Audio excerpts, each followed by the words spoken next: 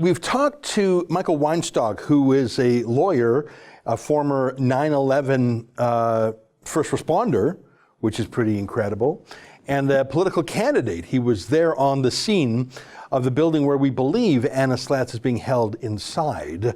We also talked with Yankee Pollock, a rebel helper-outer in Montreal who volunteered to go down to New York to visit and greet Anna when she comes out of jail, which I think is a nice touch. I myself really wanted to do that, but there's just no getting around the 14-day quarantine requirement upon return, and I simply couldn't do it. Now, I love to travel for legal matters, as you know. I certainly went to the UK a lot for Tommy Robinson, and that was a 7-hour journey each way. So I suppose I make myself feel better for not going down there, knowing that we have a massive legal brigade fighting to get Anna out of jail, and it is being quarterbacked here in Canada by our old friend Aaron Rosenberg, who you'll remember from our free speech battles, and he joins me now via Skype. Aaron, great to see you again. So nice to see you. Thanks, Ezra. Well, you have been working on this since moments after I got the phone call last night at just before midnight. I got the 1-minute call from Anna Slatz. I immediately wrote to our first New York criminal lawyer, who we had worked with before, and I copied you because you're sort of helping us get through all our legal battles, and you have since then increased our firepower on the ground with other lawyers who are making appearances, lawyers who are standing by. We've got a bit of a legal dream team trying to get Anna out of jail, don't we? That's right. I mean, this is an unprecedented amount of firepower to be throwing at the situation. I don't think anything more can be done that's already been done right now. We've got amazing people on the ground, just highly credentialed. They are fighting every step of the way, and they are doing everything in their power to get Anna out of this terrible situation. And I'm just so proud of the people, that the team that we've assembled, and the amount of firepower that's going into this.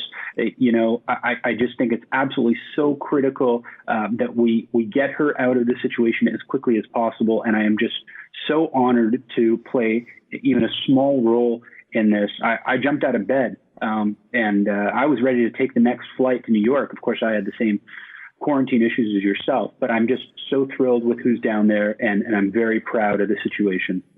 Well, in addition to assembling the lawyers, and I thank you for putting together, we've got 3 lawyers now in New York. I had one from before, and you've added 2, including Michael Weinstock, who we just interviewed outside the courthouse. He seems like a very nice man and a great patriot, too. You've also did something that I didn't think of doing. You and your colleague, David, who's working with us on so many free speech battles, contacted the Canadian consulate in New York City. I just wouldn't have thought of that. And they responded very quickly, didn't they? That's right. They connected us to a specified agent who specializes in arrest and detention of Canadian citizens in New York City. So it's exactly the people we want to be talking to. And they were so helpful. They facilitated finding out where Anna was, which was probably the most important question that was unanswered at that time. So once we found out where she was, we could actually go to the location, send our fighting force over there, and stand out there and demand that she be released. So that was such critical information. We've been in contact with the consulate now since the morning. They've been very helpful checking in, and they're very interested in this fight. They want to keep fighting for us. And that's just a few. So we've got the legal team down there. We've got the Canadian Embassy in New York City working on this, and we've got we're getting many more phone calls from support teams across the country and in New York itself, with people just trying to figure out how can we lend a hand, how can we help, and it's just the outpouring of support for Anna and for Rebel for this cause is so important. We cannot leave a man behind. Mm-hmm. This is such an incredibly important free speech battle. It's clear that there's an exemption for journalists on the ground after the curfew. Anna was exercising in America, her First Amendment right, what we would call free expression, it's so critical. If we're going to fight battles about free expression and freedom of the press, this is the type of battle we have to be fighting. It's shameful that she was rounded up. And as I said before, and I'll say again, we're not going to leave a man behind. We're not going to leave this woman behind. We're going to fight tooth and nail. And we're just working our way to get her released as quickly as possible. Yeah. Now, in one sense, it's not actually a complicated or serious offense. It's a summons, which I think if I'm translating that into plain language, it's really like a ticket. And if I understand, it's not a serious matter. We don't have to put together a lot of bail. It's not a big hullabaloo, except for the fact that, number one, the New York courts were pretty much ground to a halt because of the pandemic. And number two, then they got this massive wave of people who were arrested because of the curfews. So you have the courts going at the speed of molasses to begin with. Then you dump hundreds and hundreds of arrestees at once. I think that's why she didn't get out last night, which is what I think would have normally happened. We have so much legal firepower on this, but frankly, even if we had 50 lawyers, that's not going to speed up police entering forms in their computers, which is, I think, actually what we're waiting on right now. So I think we're maximum strength. It's not even in our hands anymore, I think. I think it's in the hands of the police now. Is that right? Well, yeah. I mean, unfortunately, we are at the mercy of this slow justice system. I mean, we've all heard about the problems with the U.S. justice system and the delay that can be caused. I mean, our view here at our firm is justice delayed is justice denied. And, you know, I appreciate that this is an unprecedented situation in New York City with the curfew and the amount of people that have been rounded up that were disobeying the curfew. And so I appreciate that it's unprecedented. But, you know, in my view, this is a very significant amount of time for Anna to be held up and detained without knowing exactly what is going on. And so that's why we have people on the ground that are checking things out, figuring out exactly what is happening on a moment-to-moment basis. But I do understand that it's certainly unprecedented. The world has been turned upside down, and with all of that, we're trying to break her free. We're going to continue doing it, but no question, this presents all sorts of unique challenges that we're going to be fighting through. Yeah, we're recording this in the late afternoon.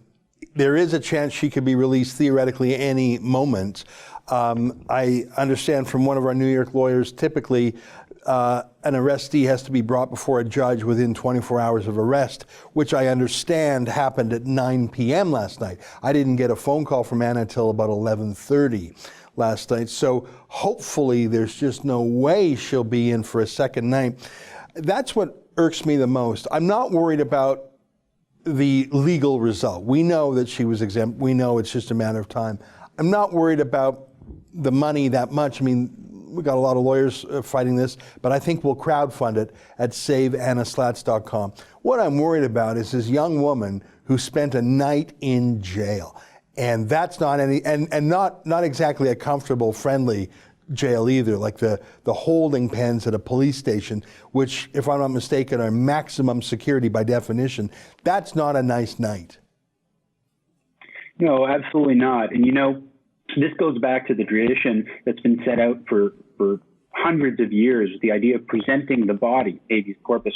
And it's just so fundamental to Western justice systems that people should have the right to be heard and to be presented before the court.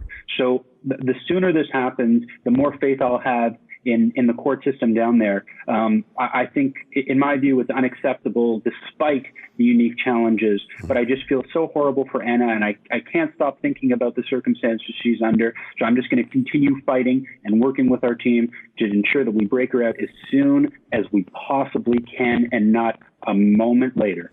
Well, I'm so grateful to you. And the crazy thing is, Anna has no contact with the outside world. She doesn't have her phone. Obviously, she's not checking email or text in jail. She doesn't even know what's going on.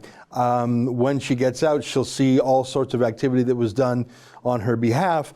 However frustratingly slow the effect is. I'm glad we're sending down a staffer that she knows, Yankee Pollock, to personally greet her, and we have a lawyer on the scene too. Aaron, thanks a million for working so hard on this. Oh, it's my pleasure. Thanks. Keep fighting. All right, we sure will.